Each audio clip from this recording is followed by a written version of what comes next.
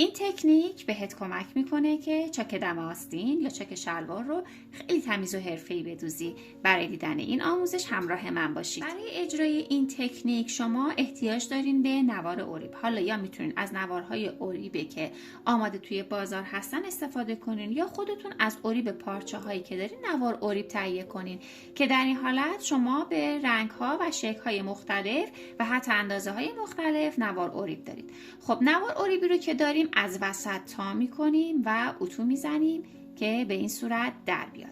خب حالا میام اون درزی رو که قرار این تکنیک رو روش اجرا بکنم رو مشخص کنم. این درز ممکنه چاک پهلوی یک لباس، چاک آستین یا چاک شلوار باشه.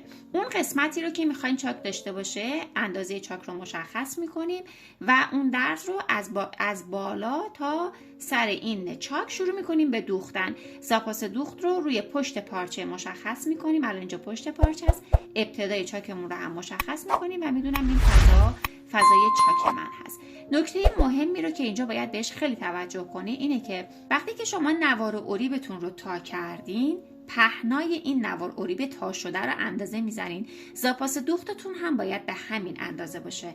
الان پهنای این نوار اوریب تا شده برای من 1 سانته، پس زاپاس دوختم رو هم 1 سانت در نظر میگیرم و شروع میکنم حالا به اندازه این زاپاس دوختی که دارم این 2 تا درز رو به هم میدوزم.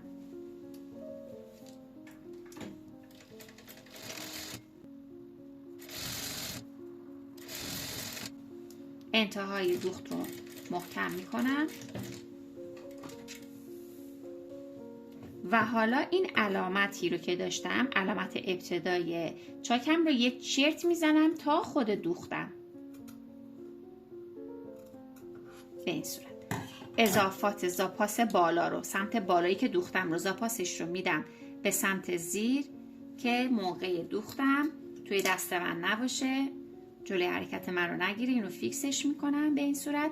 حالا این لبه اینجایی که چاکه رو باز میکنم میدم به سمت بالا و این نوار اوریب رو اینجا قرار میدم و میدوزم. فقط موقع دوختن خیلی باید توجه کنین که وقتی این نوار اوریب رو قرار میدین، این نوار اوریب وقتی اینجا قرار میگیره و دوخته میشه، این انتهای چرتتون داخل نوار اوریب باشه. برای همین گفتم زاپاس دوختمون با پهنای نوار اوریبمون 1 سانت باشه. الان دیگه اینجا داخل آستینه یا داخل همون لباس منه. شروع میکنم به دوختن.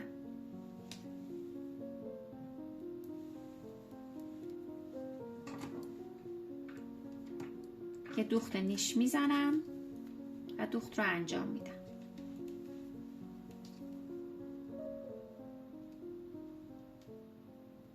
این 2 تا لبه رو باید دقیقاً کنار همدیگه بذاریم. این 2 تا لبه رو باید دقیقاً کنار همدیگه بذاریم.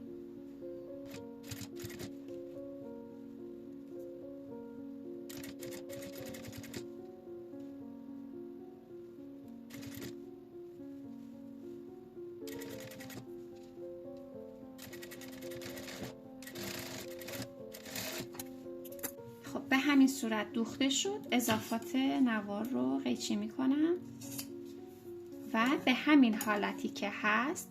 ببینید من دوخت رو از سمت رو انجام دادم. وقتی گفتم که پهنای زاپاستون با پهنای نوارتون برابر باشه، برای این بود که این نوار بیاد تا بیخ انتهای این دوختتون. خب این چاک رو به همین صورتی که هست یه اتو میزنم و آستین رو به رو، حالا یا لباس رو به رو برمیگردونم. خب آستین رو به رو برگردوندم. حالا تعیین میکنم که کدوم سمت چاک روی کدوم سمت قرار بگیره. الان من میخوام این سمت روی این سمت قرار بگیره. به این صورت این 2 تا رو لبه هاش رو روی همدیگه میذارم و یه اتوی خوب روی این قسمت میزنم.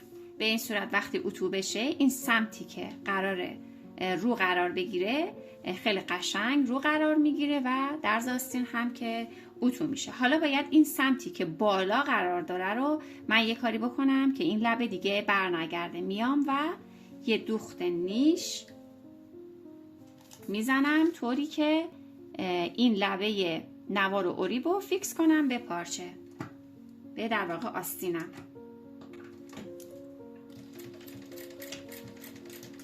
این کار رو فقط برای تکه بالایی انجام میدیم.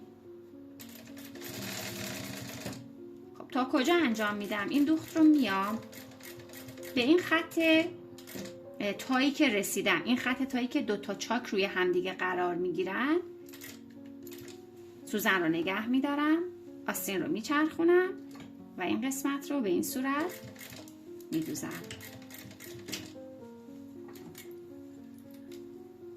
ببینید نتیجه کار به این صورت در میاد. این دوخت رو فقط برای قسمت روی انجام بدیم، قسمت زیری دیگه نیازی نداره. این تکنیک رو شما میتونید هم در چاک آستینتون و هم در چاک پهلوی لباس ها استفاده کنید. حتی چاک دمپای شلوار رو میتونید استفاده کنید، پهناش رو میتونید بیشتر کنید.